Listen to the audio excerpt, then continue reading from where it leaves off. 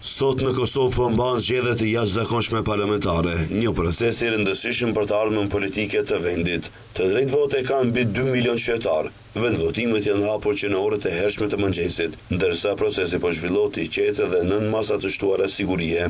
Institucionet përgjegjëse kanë bërë të ditur se janë krijuar të gjitha kushtet për një votim të rregullt dhe transparent. Krerët e partive politike kanë ushtruar të drejtën e votës dhe kanë dërguar mesazhin drejt qytetarëve. Kryeministri në detyrë dhe lideri i lëvizjes së vetëvendosje deklaroi se këto zgjedhje janë një mundësi që qytetarët të vendosin për vazhdimin e reformave dhe forcimin e shtetit ligjor. Nga ana tjetër, kryetari i Partisë Demokratike të Kosovës tha se Kosova ka nevojë për ndryshim, stabilitet institucional dhe zhvillim ekonomik, duke ftuar qytetarët për pjesëmarrje masive në votime. Ndërkohë, kryetari i Lidhjes Demokratike të Kosovës u shpreh se vota e qytetarëve është çelësi për rikthimin e besimit në institucione dhe ndërtimin e një qeverie funksionale.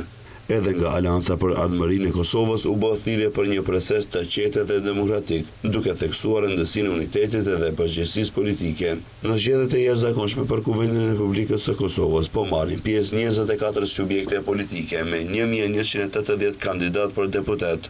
Nga këto subjekte, 18 janë parti politike, 3 koalicione, 2 iniciative qytetare dhe 1 kandidat i pavarur. Procesi zgjedhor po monitorohet nga vëzhguese vendor dhe ndërkombëtar.